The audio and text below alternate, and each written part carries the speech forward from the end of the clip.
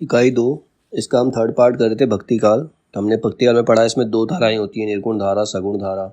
निर्गुण धारा के 2 पार्ट है, ज्ञान आश्रय और प्रेम मार्गी। सगुण धारा के भी 2 मार्ग है, 2 पार्ट है, राम भक्ति और कृष्ण भक्ति।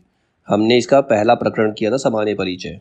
भक्ति काल का पहला प्रकरण किया था सामान्य परिचय। आज हम करेंगे इसका प्रकरण 2, जिसमें है निर्गुण धारा और निर्गुण धारा की ज्ञान आश्रय शाखा। निर्गुण धारा में 2 शाखाएं हैं, ज्ञानाश्रय शाखा और प्रेम मार्गी शाखा। तो आज हम पढ़ेंगे प्रकरण 2, निर्गुण धारा, जिसकी ज्ञानाश्रय शाखा के बारे में पढ़ेंगे।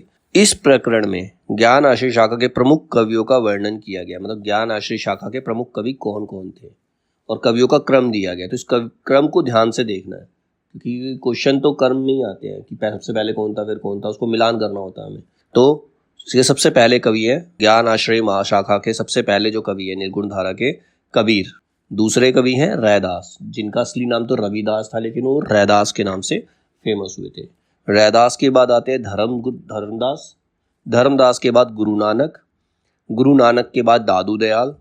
दादू दयाल के बाद आते हैं सुंदरदास, फिर मलूकदास और अक्षर अनन्य। तो ये इनका सीक्वेंस भी है, ठीक है। ये निर्गुण धारा के कवि हैं, ज्ञान आश्रय शाखा के कवि हैं, जिनका सीक्वेंस दे रखा है कबीर, रैदास, धर्मदास, गुरु नानक, दादू दयाल, सुंदरदास, मलूकदास और अक्षर अनन्य। शुक्ल जी ने एक बात स्पष्ट की है कि निर्गुण पंथ के संतों के संबंध में यह बात अच्छी तरह से समझ रखनी चाहिए कि उनमें कोई दार्शनिक व्यवस्था दिखाने का प्रयत्न व्यर्थ है। मतलब उनके अंदर कोई दार्शनिक व्यवस्था नहीं है। मतलब वो लोग तुम्हें कुछ तुम्हें समझाने का प्रयास नहीं कर रहे, मतलब कुछ ऐसा नहीं दिखा रहे जो पहले से को जो करके गए हुए। दार्शनिक क्या होते हैं? दार्शनिक होते तुम्हें पुरानी चीज़ें समझाने का प्रयास करते, तो वो शाखा वो इनमें नहीं है। अगर उस हिसाब से इनको देखोगे तो तुम्हारा प्रयत्न व्यर्थ हो जाएगा। उन पर द्वैत, अद्वैत, विशिष्ट द्वैत आदि का आरोप करके वर्गीकरण करना दार्शनिक पद्धति की अनभिज्ञता प्रकट करेगा। उनमें जो थोड़ा बहुत भेद दिखाई पड़ेगा वह उन अवयवों की न्यूनता या अधिकता के कारण जिनका मेल करके निर्गुण पंथ चला। तो उनके पास थोड़ा, मतलब सारे कवि एक जैसे हैं, सबकी बातें एक जैसी, बस थोड़ा बहुत डिफरेंस मिलता है तो उनके कहने के तरीके में, अवयव जो यूज करते हैं उसमें थोड़ा बहुत डिफरेंस तुम कर सकते हो, बाकी सोच सबकी एक जैसी थी, ठीक है। कबीर, सबसे पहले कबीर के बारे में बताया गया। कबीर कैसे थे? रामानुज की शिष्य परंपरा होते हुए भी रामानंद जी भक्ति का एक अलग उदार मार्ग निकाल रहे थे। रामानुज की उस समय शिष्य परंपरा चल रही थी, लेकिन वो रामानंद जो थे वो भक्ति का एक अलग मार्ग निकालने का प्रयास करते, जिसमें जाति पाति का भेद और खान पान का आचार दूर कर दिया जाए। मतलब धर्म में से जाति पाति को हटा दिया जाए, खान पान को हटा दिया जाए, सभी व्यक्ति एक समान है धर्म की नज़र में। अतः इसमें कोई संदेह नहीं कि कबीर को राम नाम रामानंद जी से ही प्राप्त हुआ। मतलब कबीर ने सबसे ज़्यादा राम के बारे में ही लिखा, तो ये रामानंद को देखकर ही उन्होंने यूज़ किया है। वो भगवान राम के बारे में बात नहीं करते हैं, ठीक है। पर आगे चलकर कबीर के राम रामानंद के राम से भिन्न हो गए। अब कबीर के राम जो थे रामानंद के राम से अलग हो गए। अगर इसको हम इसकी स्टडी करेंगे आगे, तो कबीर ने दूर दूर तक देशाटन किया। मतलब देशाटन मतलब अलग अलग जगह पे घूम घूम के उन्होंने ज्ञान प्राप्त किया था और ज्ञान को बांटा था अलग अलग जगह पर जाकर। हठ योगियों तथा सूफी मुसलमान फकीरों का भी सत्संग किया था। उनकी प्रवृत्ति निर्गुण उपासना की ओर दृढ़ हुई। निर्गुण मतलब एक्चुअल में कोई भगवान नहीं है, भगवान सबके अंदर ही है, तो वो निर्गुण है, किसी एक भगवान को नहीं मानते हैं, ठीक है। जो ब्रह्म हिंदुओं की विचार पद्धति में ज्ञान मार्ग का एक निरूपण था, उसी को कबीर ने सूफियों के ढर्रे पर उपासना का ही विषय नहीं प्रेम का भी विषय बनाया। मतलब जो उनके भगवान थे वो प्रेम ही भगवान है। तुम किसी भी चीज़ से प्रेम करोगे तो उसमें तुम्हें भगवान की प्राप्ति हो जाएगी। उनकी प्राप्ति के लिए हठ योगियों की साधना का समर्थन किया। हठ योगी मतलब अगर ईश्वर को प्राप्त करना है तो तुम सच्चे मन से दूसरे लोगों से प्रेम करो, दूसरे लोगों के लिए अच्छे काम करो। उन्होंने भारतीय ब्रह्मवाद के साथ सूफियों के भावात्मक रहस्यवाद, हठ योगियों के साधनात्मक रहस्यवाद और वैष्णव के अहिंसावाद और प्रपतिवाद का मेल करके, मतलब सबको मिक्स कर दिया इन्होंने और एक पंथ खड़ा कर दिया। इन्होंने एक अलग पंथ बनाया जिसमें सबका मेल था। भारतीय ब्रह्मवाद भी मिलेगा, सूफियों के भावात्मक रहस्यवाद भी मिलेंगे, हठ योगियों के साधनात्मक रहस्यवाद मिलेंगे और वैष्णव का अहिंसावाद भी उसमें मिलेगा। तो सबको मिलाकर इन्होंने एक नया पंथ बनाया। यद्यपि कबीर की बानी निर्गुण बानी कहलाती है। कबीर की जो बानी है वो निर्गुण, वो किसी एक भगवान के बारे में बात नहीं करते हैं, ठीक है, ईश्वर के बारे में बात नहीं करते हैं वो। पर उपासना क्षेत्र में ब्रह्म निर्गुण नहीं बना रह सकता। लेकिन अगर कोई चीज़ होगी तो उपासना किसकी करेंगे? उसको निर्गुण बना नहीं रह सकता, किसी न किसी चीज़ को तो तुम्हें मानना पड़ेगा। सेव्य सेवक भाव में स्वामी में कृपा, क्षमा, औदार्य आदि गुणों का आरोप हो ही जाता है। जब तुम किसी की सेवा करते हो तो सेवा तो तभी कर रहे हो जब तुम्हारा कोई स्वामी होगा, तो किसी ना किसी को तो स्वामी मानना पड़ेगा, उसी की तुम सेवा कर सकते हो, ठीक है। और वो स्वामी कैसा होगा, वो कृपा करेगा तुम्हें क्षमा करेगा, ऐसी चीजें, ऐसे करेक्टरिस्टिक्स उसके अंदर होने चाहिए। कबीर के यहाँ निरूपाधि ब्रह्म, सोपाधि ईश्वर मतलब सगुण ईश्वर व सर्ववाद का निरूपण मिलता है। कबीर में ज्ञान मार्ग की जहाँ तक बातें की हैं वे सब हिंदू शास्त्रों की हैं, मतलब जो ज्ञान मार्ग की बातें की हिंदू शास्त्रों से उन्होंने ली है, जिसका संचय उन्होंने रामानंद जी के देशों से किया था। उन्होंने ज़्यादातर रामानंद जी के उपदेश सुने थे, तो वो हिंदू शास्त्रों के बारे में बताते थे, तो उन्हीं उन्हीं के शास्त्रों से उनके विचार आए, ठीक है। माया, जीव, ब्रह्म, त्वमसी, 8 मैथुन, अष्ट मैथुन, त्रिकुटी, 6 रिपु इत्यादि शब्दों का परिचय उनके अध्ययन द्वारा नहीं सत्संग द्वारा ही हुआ। मतलब उन्होंने कहीं पढ़ा नहीं, सत्संग मतलब सुनकर, अच्छी बात, सत्संग का मतलब होता है सच्चे लोगों की बातें सुनकर, ठीक है। उन्होंने ये सब प्राप्त किया था, क्योंकि जैसा कि प्रसिद्ध है कुछ पढ़े लिखे थे नहीं, कबीर जो थे बिल्कुल अनपढ़ थे। उन्होंने लोगों की बातें सुनकर, ज्ञानियों की बातें सुनकर सारा ज्ञान अर्जित किया था, और वही ज्ञान उन्होंने लोगों को भी दिया। फिर मतलब अनपढ़ होने के बावजूद, निरक्षर होने के बावजूद वो इतने फेमस हो गए, उनके दोहे आज तक हम पढ़ते हैं, जबकि वो पढ़े लिखे नहीं थे। उपासना के ब्रह्म स्वरूप पर आग्रह करने वाले और कर्म कांड को प्रधानता देने वाले पंडितों और मुल्लों दोनों को ही खरी खरी सुनाई है। दोनों के लिए कहते हैं, हिंदू अपनी करे बड़ाई, गागर छुअन न देई, बैस्या के पावंतर सोए, यह देखो हिंदुआई। मुसलमान के पीर औलिया मुर्गी मुर्गा खाई, खाला केरी बेटी ब्याहे, घर ही में करे सगाई। बाहर से एक मुर्दा लाए, धोए धोए चढ़ाई, सब सखिया मिली जेठानी, जेवन बैठी घर भर करे बढ़ाई। हिंदुअन की हिंदुआई देखी तुर्कन की तुर्काई, कहे कबीर सुनो वही साधु, कौन रहा दुए जाई। मतलब मुसलमान और दोनों को ही ये सुना रहे हैं, हिंदुओं को भी मुसलमानों को। हिंदू लोग जो है अपनी गागर तक छूने नहीं देते, रात को वैश्या के पास चले जाते हैं, वहाँ इनको अपना धर्म दिखाई नहीं देता। और जो मुसलमान है दिन भर मुर्गा मुर्गी खाते हैं और अपने ही परिवार में अपनी बेटियां ब्याह देते हैं, कोई जात पात नहीं देखते, कुछ अपना घर भाई बहन को भी नहीं देखते। ये दिन भर मुर्गा मुर्गी धोते हैं, मांस खाते हैं, सब बैठकर मिलकर एक दूसरे की बुराई करते हैं। तो हिंदुओं की हिंदुआई भी देख ली और तुर्कों की तुर्काई भी देख ली, तो दोनों एक ही थाली के चट्टे बट्टे हैं ये।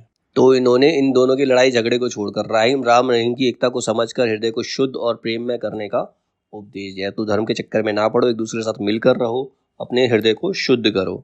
देशाचार और उपासना विधि के कारण मनुष्य में जो भेदभाव उत्पन्न हो जाता है, देशाचार उपासना विधि मतलब अलग अलग देश के लोग होते हैं, उनका रहन सहन सब कुछ अलग होता है, ठीक है।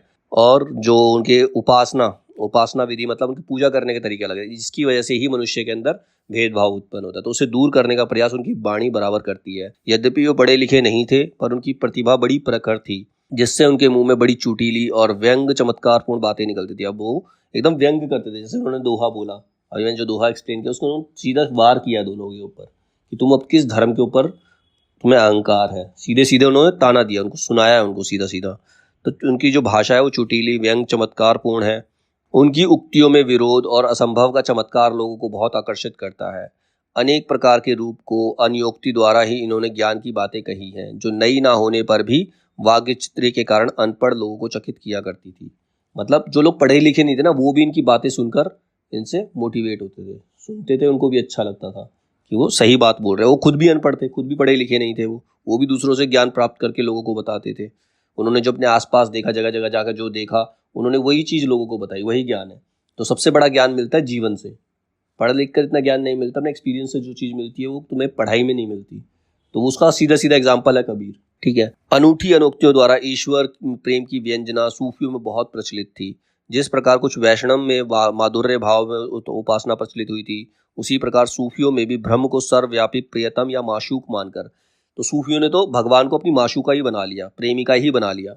हृदय से उद्गार प्रतिष्ठ करने की प्रथा थी, इनको कबीरदास ने ग्रहण किया। कबीरदास इनको सही मानते थे। कबीर अपने श्रोताओं पर अच्छी तरह भाषित करना चाहते थे, मतलब उनको इम्प्रेसिव तरीके से, इतने इम्प्रेसिव तरीके से भाषण देते कि लोग इम्प्रेस हो जाते थे। वो ये चाहते थे कि हमने ब्रह्म का साक्षात्कार कर लिया, वो लोगों को बताना चाहते थे हमने भगवान के दर्शन कर लिए हैं। अगर वो उनको फॉलो करेंगे तो उन्हें भी भगवान के दर्शन होंगे। इसी से वे प्रभाव डालने के लिए बड़ी बड़ी लंबी चौड़ी गवोक्तियां भी कभी कभी कहते हैं। गवोक्तियां क्या होती है? एक होती है लोकोक्तियां, कहावतें। गवोक्तियां होती है जिसको पूरा गीत बना दिया, कहावतों को मिलाकर पूरा गीत बना दिया, तो वो गवोक्तियां हो गई।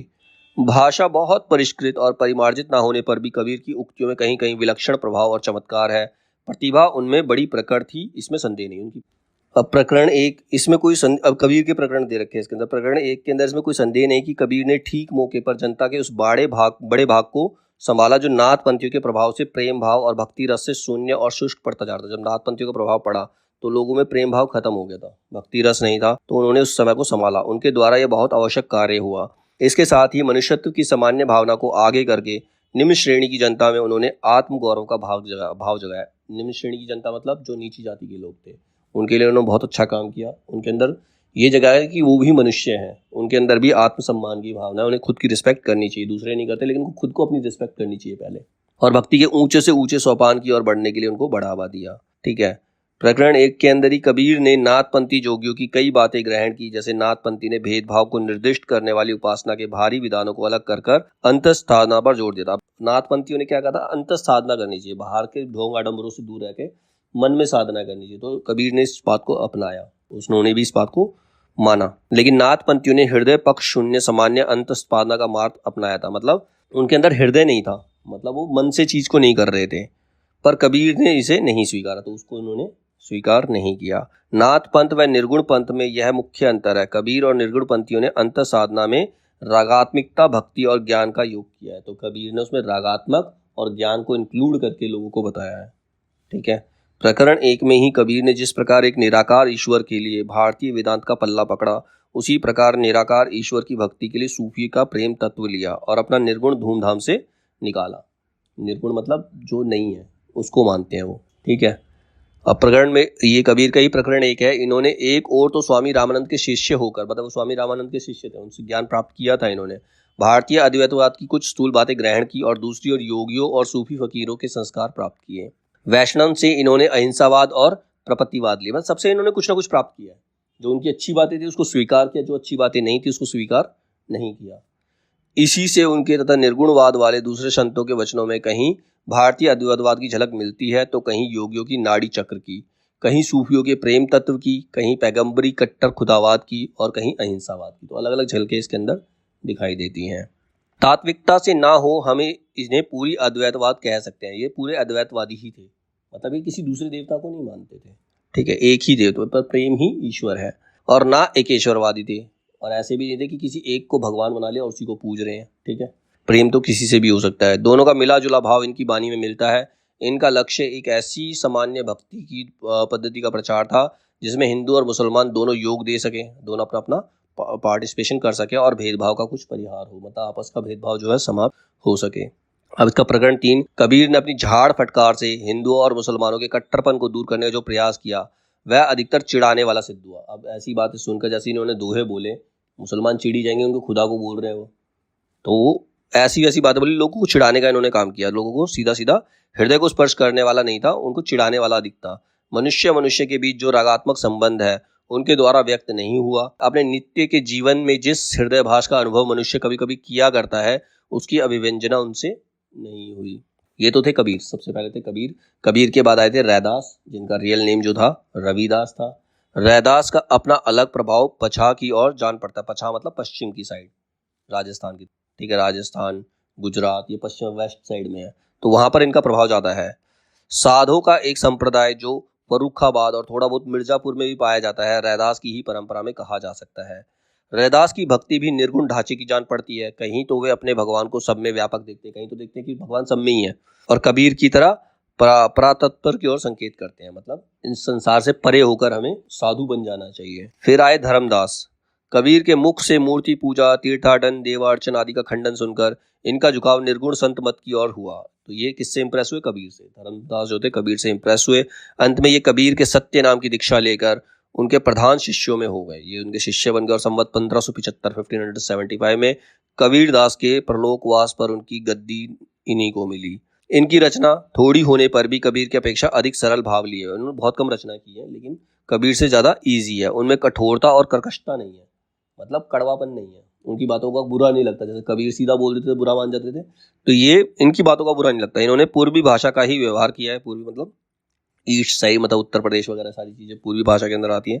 मध्य प्रदेश, सारी चीजें जगह आती हैं। इनकी अनियोक्तियों के व्यंजक चित्र अधिक मार्मिक है। इन्होंने खंडन मंडन के विशेष प्रयोजन ना रख प्रेमत्व को ही लेकर अपनी वाणी का प्रकाश किया। अब धर्मदास के बाद आते हैं गुरु नानक। गुरु नानक आरंभ से ही भक्त थे, अतः उनका ऐसे मत की ओर आकर्षित होना स्वाभाविक था, जिनकी उपासना का स्वरूप हिंदू और मुसलमानों दोनों में समान रूप से घाय हो, मतलब दोनों एक रूप में स्वीकार कर सके, ऐसा धर्म होना चाहिए। उन्होंने घर बार छोड़ बहुत दूर के देशों में भ्रमण किया, जिसमें उपासना का सामान्य स्वरूप स्थिर करने में उन्हें बड़ी सहायता मिली।